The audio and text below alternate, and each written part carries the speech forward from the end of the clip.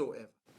Now, the 20th of January 2020, the UK will host the UK-Africa Investment Summit in London. The summit will be hosted by the Prime Minister and will bring together businesses, governments and international institutions to showcase and promote the breadth and quality of investment opportunities across Africa. The summit will strengthen the UK's partnership with African nations to build a secure and prosperous future for all our citizens. It will mobilize a new and substantial investment to create jobs and boost mutual prosperity. The UK-Africa Investment Summit will secure investment deals, create jobs and showcase the UK's unique offer to Africa. 21 African countries, including Kenya, have been invited to that summit. Now, to help us understand more about the summit is Jane Marriott, the new British High Commissioner to Kenya. Good afternoon. Thank you for joining us on Bottomline Africa today. Thank you. Thank you very much for having me. When you were posted to Kenya, several headlines made rounds for saying Britain has sent a battle-hardened commissioner to Kenya. Let's begin with that. Let's talk about your experience. You've served in areas where bomb explosions are literally the order of the day. Talk to us about your experience. Goodness, well, it's something I didn't mean to get into. I've watched sort of great war correspondence on television when I was a little girl, and when I saw my first female one of those, Kate Adie in Tiananmen Square on the BBC in 1989, wow. I thought, oh God, I didn't know women could do things like that. Right. And then she sort of showed me that she could. So I did actually think about following footsteps of your predecessors and going into journalism. But then at sort of the last minute ended up joining the civil service, mainly because my mum thought it would be a much safer occupation for me. And then I ended up going to Iraq in 2003 with the military action there. I was one of the first civilians in. And sort of since then, I've sort of by default ended up going to quite difficult and tough assignment places. So I'm really, really glad that I'm in Kenya for what I kind of see as my first normal, nice diplomatic posting. Normal, perhaps. But we've heard our own spate of, terror attacks, and we will be speaking a bit more about that later. But more importantly, there is a UK-Africa Investment Summit to be held in London on the 20th of January. That is just a few days to come. What is this UK-Africa Summit and why is it important? So it's important because it's an opportunity for, as you say, 21 heads of government, heads of state from across Africa to come together with each other, but also with the UK. The city of London, the UK, is one of the leading financial, tech, innovative, sustainable capitals of the world. And this is an opportunity to get all of those heads of government in the room, have over 1,000 delegations, senior government representatives, business people, together with major UK investors. And I think one of the things we're particularly enjoying in the Kenyan context is how innovative and tech-savvy Kenya is, and the UK also thinks that we're quite innovative and tech-savvy, and therefore it's a perfect partnership. Absolutely. we do have our own Silicon Valley here, but this is a summit that is meant to strengthen UK's partnership with African countries. How would you term the state of that partnership as is today? With the continent as a whole, hugely varied, according to what country you're talking about. And with Kenya, I think we've got really good, strong bilateral relations. Obviously, historically, we've had challenges, and the history that we have has many challenging aspects and bad aspects as much as it does good. But I think the modern partnership that we have today, and I think we'll see that when President Kenyatta meets Prime Minister Boris Johnson the week after next, in about 10 days' time, and I think we'll see the strength of those bilateral bonds together. Absolutely. And the hashtag really for this UK-Africa Summit is Invest in Africa. Let's talk a bit more about the investments in Africa, because we've seen growing international interests, in Africa and in Kenya, so to speak. We have the likes of China, the US, you have Germany, Russia, all of them coming to Africa. And there has been a criticism in terms of what they bring. Some of them bring aid instead of coming to invest in Africa and create jobs. What is different about the UK-Africa Partnership? So I think what's different about our partnership is it's based on mutual respect. It's a partnership of equals, of equal countries, who, yes, have this past, so we understand each other. I think in a way that perhaps Kenya and other countries, the UK has advantage, we understand each other and we have those links. But also, as I say, so we have historical businesses that have grown up here. So 4 out of 10 corporate taxpayers are UK companies. 1 out of 10 Kenyans in the formal sector is employed by a British company. There's over 150 different British businesses here. And, historically, these have been sort of very big companies like Unilever, but increasingly we're seeing sort of smaller companies come through. I think this is where it's really exciting, the innovative tech that we're supporting through our catalytic funds and our different funds and our sort of engineering competitions to allow Kenyans who've got great ideas, great innovation, to take those ideas to the world stage. Absolutely, and there's been quite a conversation over whether aid is more effective or whether investments are more effective in creating jobs in Africa. What is your take on that? I think if we'd had this conversation 10 years ago, it would have been more aid focused. Now it is absolutely trade. I mean, there is still a place for aid. So some of the refugee camps, Kenya obviously is kindly hosting some of the most sort of displaced people in the world. And the UK supports Kenya in doing that as part of our global responsibilities and our partnership with Kenya.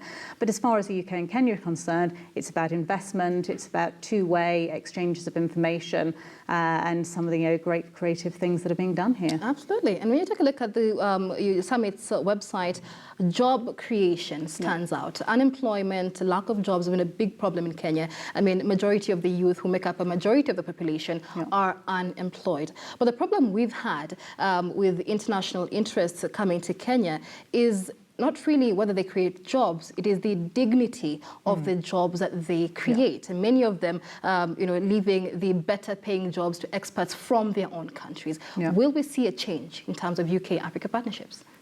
So in that respect, I think possibly not, because we've already done that change. So at most UK companies, so when I go and meet the head of a British company in Kenya, it's a Kenyan most of the time. So yes, I think everybody should absolutely do that model. With their British companies, but they're run by Kenyans with Kenyan experts.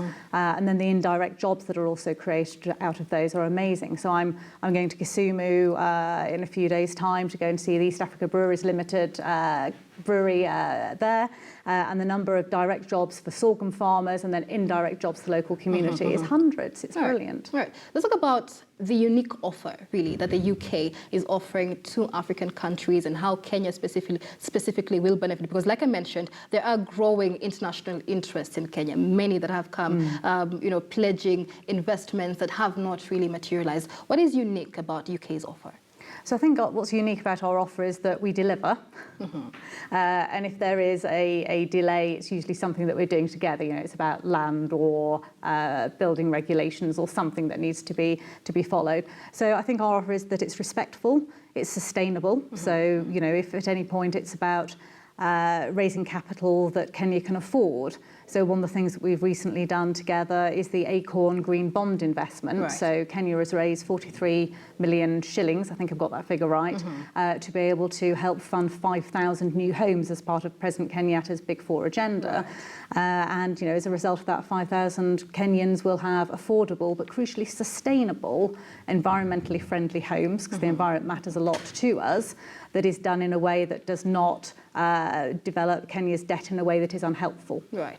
There has been growing uncertainty, especially in terms of investment partners to Kenya and Africa, really, especially in light of the Brexit issue. Where does Brexit stand now, and what implications will it have when it comes to UK partnerships? So Brexit will happen on the 31st of January, which is not very far away now. So it's great that we've got this Africa Investment Summit in before that. Just before that, so we can kind of showcase what we can do together. It will be, we will continue with the sort of duty-free, quota-free access that Kenya currently has to UK markets.